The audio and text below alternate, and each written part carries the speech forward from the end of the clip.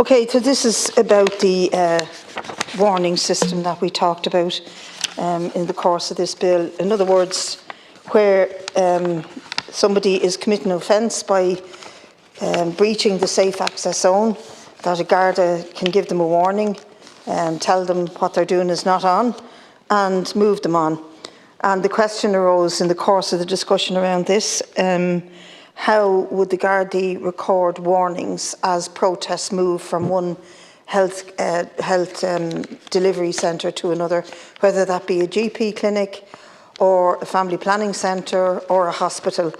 And the answer we were given was that they don't have a system to record the warnings as yet. And this, I said this before and say it again, I find it bizarre in 2023 that a modern police force cannot record and share with each other on time such information in these settings, because otherwise, you know, we may well be wasting our time trying to pass this bill and to enact it so that women and people accessing abortion services remain safe, that workers don't feel intimidated, that doctors' clinics are not threatened, or that their homes or other places cannot be picketed or intimidated. So that's why I wanted to put in these amendments.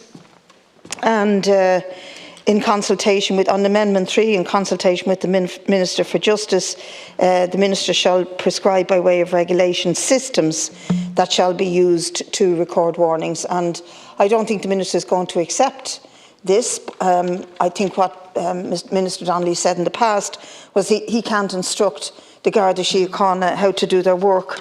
And generally speaking, I think that's probably correct. But there's an absence here, and an absence of a system whereby they can record warnings of protesters or objectionists to abortion services who do move from location to location in the act of attempting to intimidate either those who provide the service or those who access it. So I want to move these amendments. Thank Deputy Smith for tabling the amendments, and we had a good discussion on this at committee stage, and we'll have it here again now. And can I also acknowledge Deputy Bacik's very long-standing advocacy. Many of us were involved in that particular referendum, but I think Deputy Bacik, in fairness to you, you have very, very significant standing and history over many, many years of advocacy and work, and I just want to I'd like to acknowledge that. Specific to the amendments we have, the first amendment essentially seeks to give the Guards the ability, other than in writing, to record warnings, so digitally or so forth. The advice I have is that in writing covers all of that. So be it writing it in a notebook or writing it down electronically, or noting it down on a phone or an electronic device, that's all covered. The issue of warnings actually came from the committee. It wasn't in the original bill, and the report that I received back from the committee had this. I think it had a very thoughtful debate on the fact that the committee wanted to see these warnings written down. So actually, in a way, we've already amended the bill to add this section to it. And I want to just acknowledge the very considered work of the committee in arriving at a place where these warnings will in fact be recorded. And I think we're all accepting that they will be recorded, and the additional point Deputy Smith is making and Deputy Shortall has made is they're not recorded centrally because there isn't a centralised system to do that at the moment. I have no doubt that if and when the systems that An Garda Síochána have available to them are expanded to this area, then that would be facilitated. The very clear advice I have, as per our discussion at committee, was in the first instance, it's not necessary, in that this is an operational matter for the Guards that would not necessarily be covered under regulation, and it's something the Guards would be doing as part of their day-to-day operations in terms of expanding the pulse system, for example. Secondly, though, as we were discussing at the at committee stage, the very clear advice I have is it would not be appropriate for any Minister for Health to be putting in place very detailed operational regulations for An Garda Síochána. You know, in the same way that we wouldn't want any Minister for Justice, for example, putting in place regulations around, say, patient safety issues or whatever. You know, health regulations really would be a matter for the Minister for Health. And so it's not appropriate for a Minister for Health to include these. Now, I think we had a very useful discussion at committee, and Deputy Smith raised it and other colleagues raised it, to say, well, how are we going to check whether or not this is a problem? An Garda Síochána don't believe it'll be a problem. I don't believe it'll be a problem, but I fully accept it's something we want to take a look at, because on the back of the committee recommendation, this is a new thing that An Garda Síochána will be doing.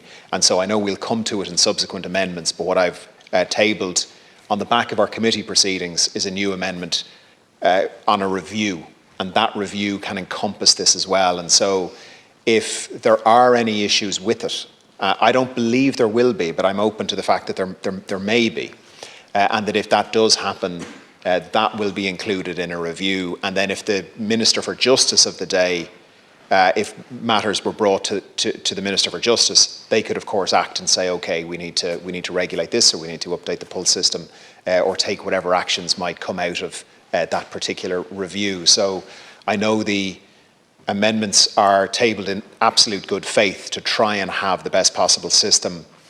I believe the rationale being put forward is solid in terms of why I can't accept these amendments. At the same time, I want to leave the door open to this.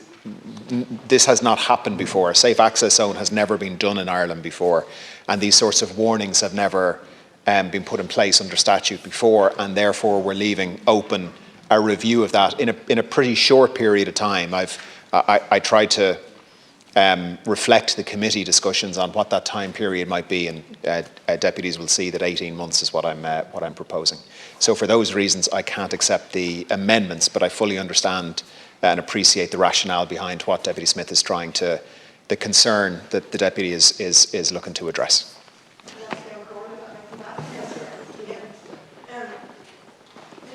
Trying to correct you, but we haven't had safe access zones before, is right? But then it's only very recently we've had access to abortion in this country, and that gives rise to the protests that are happening outside providers, places, whether they're hospitals, clinics, GP services or whatever. We have had, though, an electoral act, or an amendment to the electoral act in this country for a long time, which has been implemented. And just in my own personal experience, there's a zone around a polling station which you cannot go beyond to distribute leaflets or vote for Stephen Donnelly or Deputy Batchick leaflets. You can't do that within this particular zone. And people who have crossed them in the past, inadvertently, most of the cases, there'd be ordinary, decent local residents who want to support, and I can only speak in my own case, wanted to support me.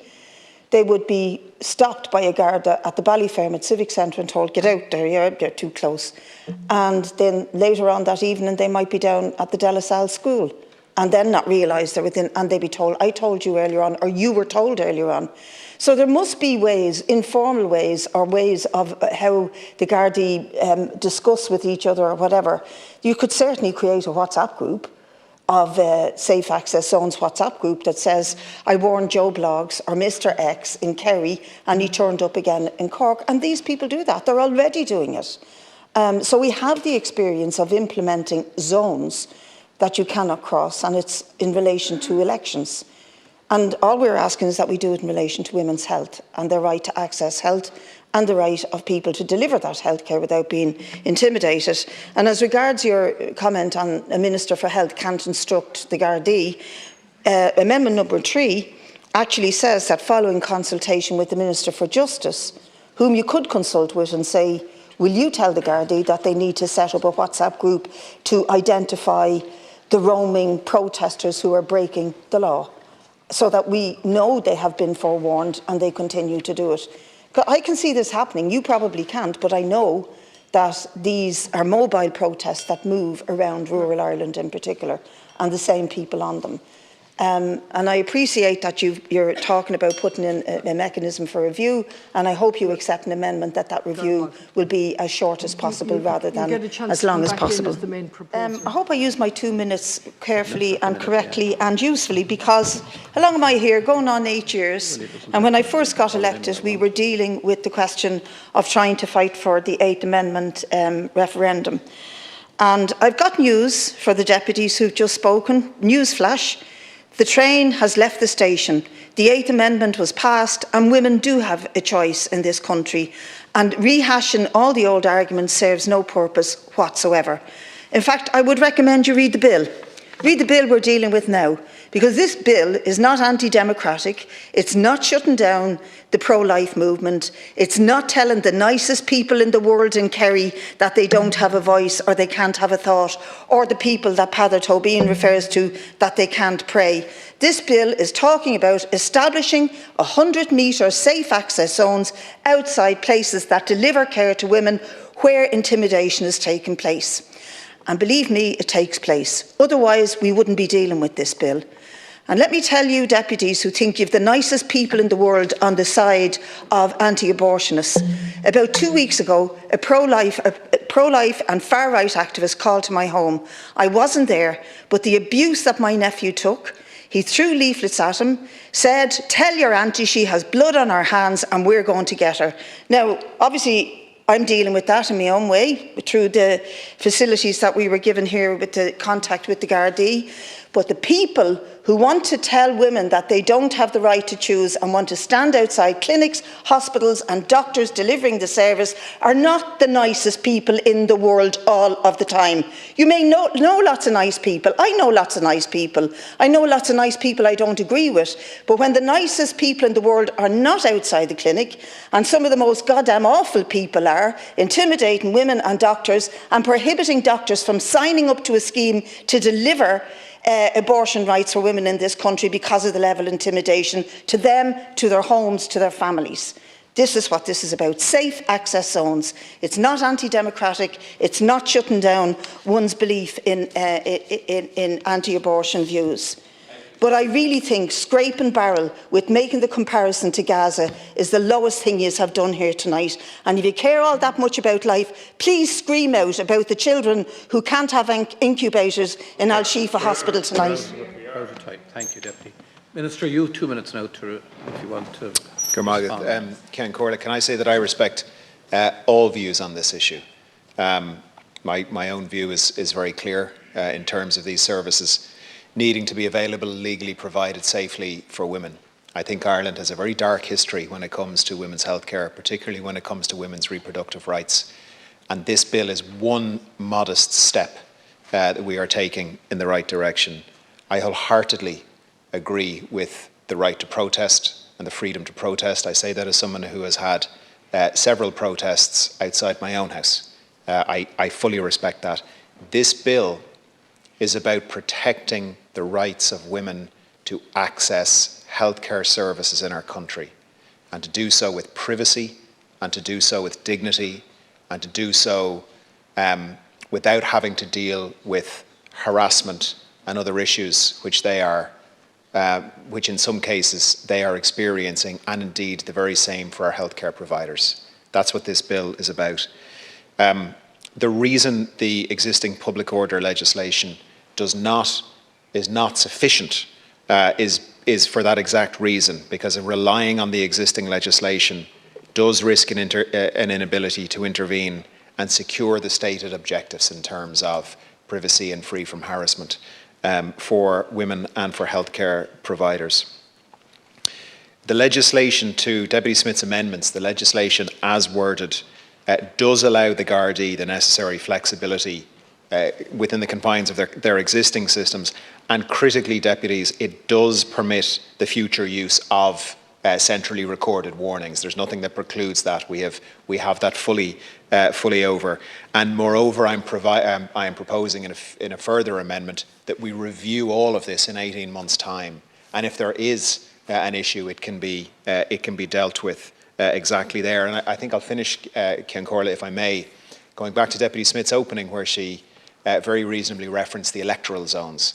And I think what Deputy Smith referenced was what the guards do is they apply common sense. They work together on a local area. They know who the messers are. They know if there is coordinated activity, and they very quickly work to that effect. And for all of those reasons, deputies, I strongly believe that the bill as we have it now, amended as we do with the written warnings on feedback from committee, and amended hopefully shortly in terms of an 18-month review, does what we are trying to achieve and strikes the right balance.